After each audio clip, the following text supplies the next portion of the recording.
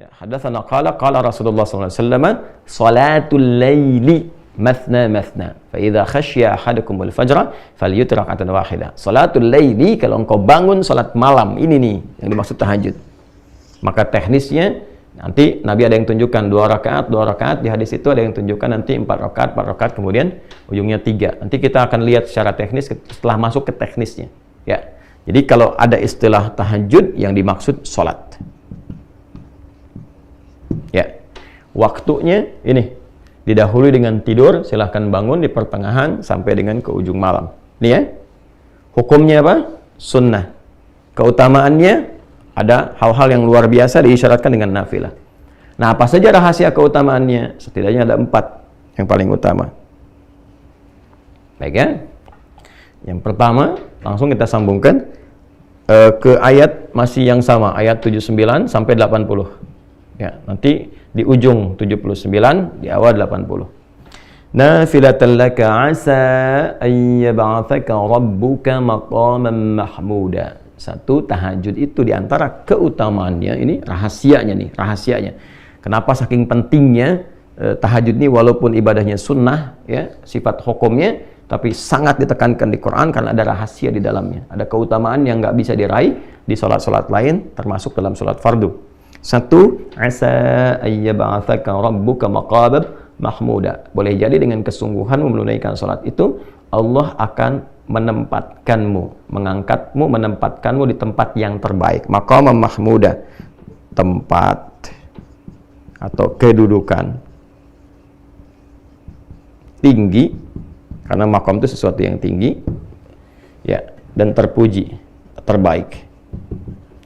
Nah, amalan yang mengantarkan kita untuk mendapatkan tempat kedudukan terbaik dalam aktivitas kita, ya, dan ditempatkan oleh Allah secara langsung, itu tahajud. Ini mahal.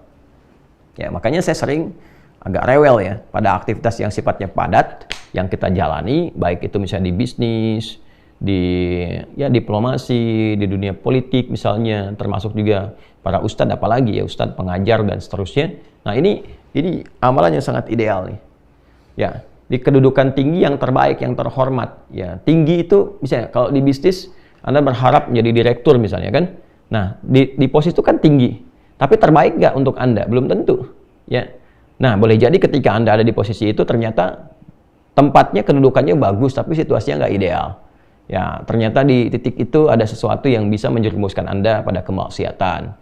Mulai misalnya, mohon maaf sekali, ya olahraganya juga udah beda, ya kan? Olahraga yang mengantarkan pada maksiat, pergaulannya nggak bagus. Anda belum siap di situ, belum optimal. Maka ditempatkan oleh Allah misalnya di manajer dulu, yang terbaik bagi Anda. Nanti dibimbing pelan-pelan supaya bisa memperbaiki. Nah ini, jadi kedudukan tinggi itu disifati langsung dengan mahmuda, yang ideal buat Anda, yang terbaik, yang bagus, yang pas, yang mendukung ketaatan Anda kepada Allah. Jadi dunianya dapat, akhiratnya diraih. Nanti di situ dibekal lagi supaya naik lagi. Ya. Kemudian apa yang kedua? Waqur Rabbi adkhilni mudkhala sidqin. Ya, dan untuk meraih ini dibimbing oleh Allah cara memulainya. Ya. Maka dibimbing pintu pembukanya. Jadi mengawalinya pun dengan terhormat.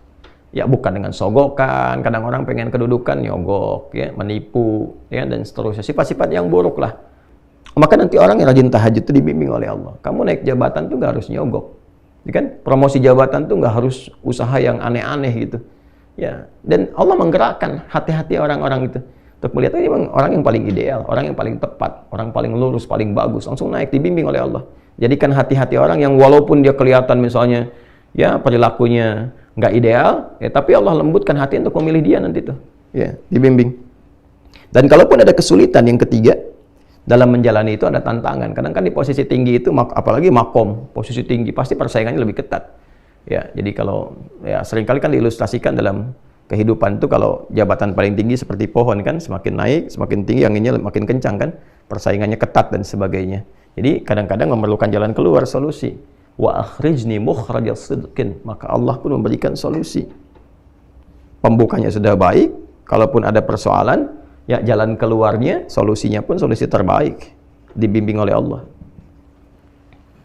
Ya, apalagi situasi saat ini misalnya, ya, yang orang di dunia sampaikan ada peluang resesi dari segi ekonomi, dinamika politik yang kuat secara global begini berpengaruh. Orang-orang yang dekat dengan Allah karena dia punya Allah. Anda punya harta, Anda bisa berperilaku dengan harta, punya kedudukan, membuat banyak hal ya dengan kebijakan-kebijakan. Tapi kan terbatas, harta bisa habis, kalau nggak Anda yang meninggal, harta yang hilang. Kedudukan selesai, pasti berganti, nggak ada yang abadi. Kalaupun Anda pertahankan, Anda meninggal juga. Tapi kalau kita katakan, saya punya Allah, yang nggak ada batas gitu. Nah ini nih, kalimat ini nih teman-teman, saya punya Allah. Nah itu harus melekat pada orang Islam. Punya Allah, itu. Dan itu Allahu Akbar, itu sebetulnya identitas yang harus melekat pada jiwa itu. Setiap muslim itu kalau sudah punya itu, udah nggak ada batas tuh.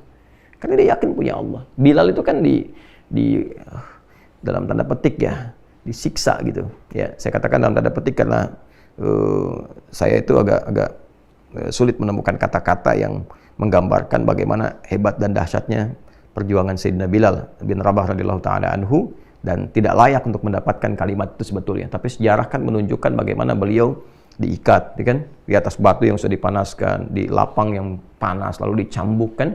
Tapi karena beliau itu sudah mendapatkan nikmatnya iman, ada Allah, ya, ada Allah. Tuh, saya punya Allah, gitu. Maka dikatakan irtad, murtad kamu, kata beliau, ahad. Ahad itu apa? Ya, sifat Allah yang utama kan? Qul huwallahu ahad. Saya punya Allah kok. Jadi dicambuk pun ya, biasa aja, ahad. Disiksa juga, saya punya Allah kok. Dan ketika itulah yang terjadi apa? Masya Allah, ketika seseorang mengatakan saya punya Allah, maka Allah langsung bertindak kan, karena kekuatan imannya itu. Maka datang Abu Bakar, dijalankan oleh Allah, dilembutkan, datang ke situ, dibebaskan dari status hamba budak menjadi orang terhormat. Ya, dibeli, dibebaskan. Ya, sangat terhormat. Nah ini, kalau kita punya prinsip seperti itu, maka insya Allah perbuatan-perbuatan buruk itu akan menepi dengan sendirinya. Tidak ada hal-hal yang buruk yang akan menyertai sesuatu yang didekatkan kepada Allah. Dengan sifat apapun, Anda pejabat, kalau Anda mengatakan saya punya Allah, Anda nggak akan korupsi. Anda menempuh jalan yang benar.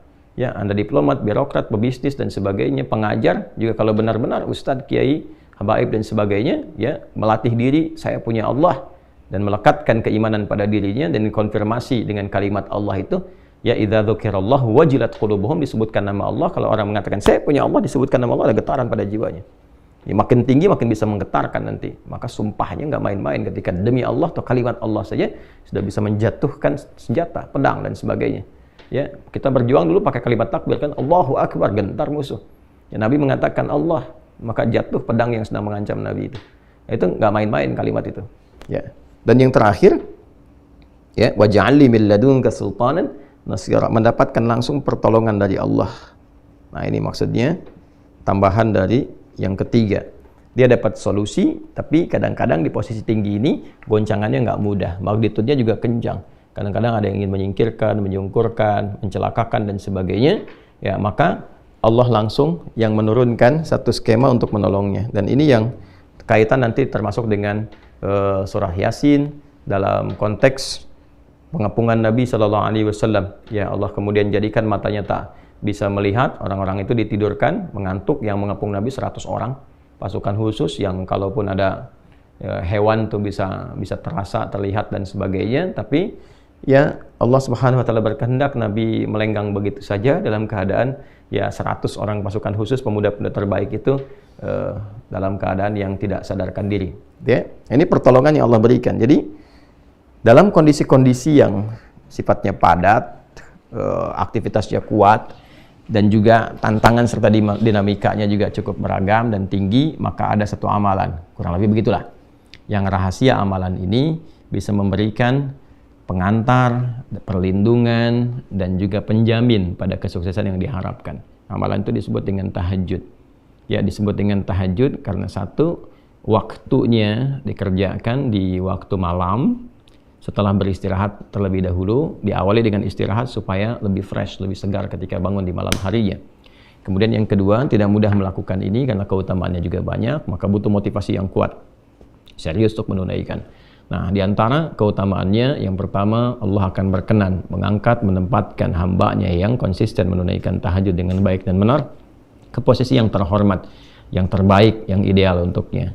Kemudian Allah akan berikan bimbingan agar mengawali semua karir kegiatannya dengan cara terbaik, memberikan solusi terbaik, plus melindungi ia.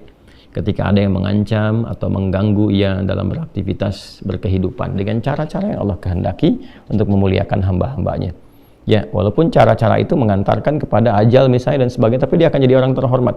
Ya, akan jadi orang terhormat yang dikenang, yang baik, yang mulia. Ya, kalau kematian kan kita nggak bisa tolak sesuai dengan ajal. Ya, tapi kita bisa berikhtiar bagaimana cara meninggal secara terhormat sehingga ditempatkan bukan sekedar di kuburan, di makbarah, tapi di makom yang ketika dizarahi pun dengan cara-cara yang terhormat, menginspirasi dan diteladani. Jadi meninggal pun masih punya jariah gitu.